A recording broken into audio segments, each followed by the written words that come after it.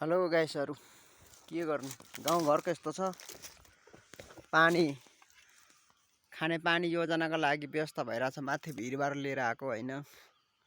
यसरी यो बाँसको चाहिँ यसलाई खोप्नु पर्ने हैन। यसलाई खोपेर चाहिँ बनाउनु पर्ने यसरी हैन।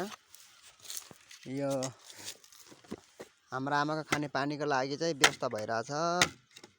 यसरी खोप्नु पर्ने छ। यो खोपेर पानी ल्याउनु पर्ने हो। के गर्नु हो, गाउँघरमा गाह्रो छ हो। खाने पानी योजना नालीको पाइपले पुग्दैन। त्यो भएको कारणले यो बाँसको डुटा चाहिँ बनाएर चाहिँ परबाट ल्याउनु पर्ने। लगभग आज पानी चाहिँ यहाँसम्म चाहिँ ल्याइपुर्याउँ भनेको, यहाँदेखि त लान्नु मैले सकिनँ। सक्नु त किन नसक्नु हैन। जस यहीँ भए पनि अलिकति धेरै नजिक हुन्छ भनेर हैन। अब यहाँदेखि त 50 मिटर 100 मिटर टाढा छ हैन। नत्र त तलबाट ल्याउनु पर्थ्यो है पानी। आज यहाँसम्म चाहिँ आमालाई ल्याइदिराखौँ भनेको। के गर्नु, ड्यामको ड्याम योजना हाल्नु पनि छैन आफूसँग। मन भए पनि धन छैन। के गर्नु गाइसहरु, यहाँ चाहिँ खोपिसकेको छु। यिनीहरू चाहिँ यसरी ल्याउने हो यो पानी यसमा हैन। यसबाट यसरी खोपेर ल्याउने। त्यहाँसम्म चाहिँ पाइप लिएर आएको छु हैन। त्यसम्म चाहिँ पाइप लिएर आएको छु। यहाँदेखि चाहिँ यो बाँसको खप्टेर चाहिँ चिरेर यस्तो डुटाबाट चाहिँ डुटा बनाएर डोटा कि डुटा भन्छ हैन। यसबाट चाहिँ पानी ल्याउने छु भन्ने मेरो योजना चाहिँ छ हैन। यहाँसम्म चाहिँ पाइप ल्याइसकेको छु।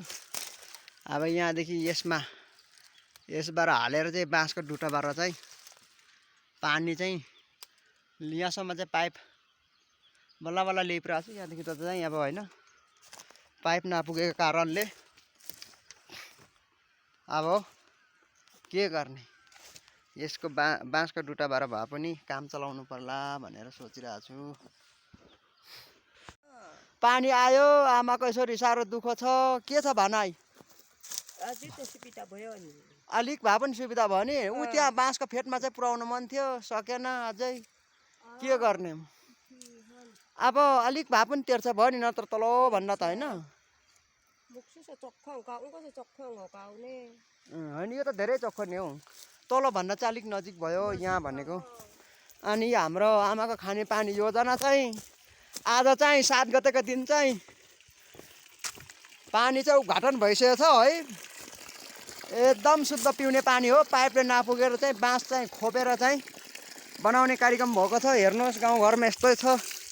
खाने पानी शुद्ध छ। फेरि हेर्नुहोस्, हत्ता त खै गाख्री ल्याउनु भएको, अघि नै गाख्री लिएर थाप्नै आज उद्घाटन भनेको। यो भइरहेछ। यो पाइप आजै खोप्नु समयले साथ दिएन। पर बाँसको फेदसम्म चाहिँ घरको अलिक छेउसम्म पुर्याउने विचार थियो। त्यही पनि यो खोडेको छेउमा चाहिँ लिएको छु। यति भए पनि धेरै नै नजिक हुन्छ। आमा चाहिँ पर जाँदै हुनुहुन्छ। पानी भरेर चाहिँ पर जाँदै हुनुहुन्छ हैन। पानी चाहिँ यहाँ ल्याइपुऱ्याएको छौँ हैन। यहाँ चाहिँ छ पानी। अनि यसरी चाहिँ बाँस खोपेर चाहिँ आज चैत 6 गते चाहिँ मेरो पानीको सम्पन्न भएको छ। मेरो खाने पानी योजनाको बाँस खोपेर हुन्छ कि के गरेर हुन्छ पानी चाहिँ ल्याउने गरेको है। अनि परसम्म चाहिँ हैन, परसम्म चाहिँ पाइपबाट लिएको यहाँसम्म। त्यहाँदेखि उता चाहिँ बाँस काटेर चिरेर खोपेर चाहिँ ल्याउने कार्यक्रम गरेको छु। यहाँ चाहिँ पाइपबाट आएको छ है। यहाँ चाहिँ अलिकति ज्यादा फक्स पावर भएछ कि पानी बाहिर बग्ने कार्यक्रम भइरहेको रहेछ। यसरी चाहिँ पानी आएको छ साथीहरु। अनि यहाँबाट चाहिँ बाँसमा यसो लाएर यति भए पनि हाम्रो बुढी आमालाई अलिक भए पनि सुविधा गराइदिएको। के गर्नु, सक्ने यो भन्दा केही क्षमतै छैन हो।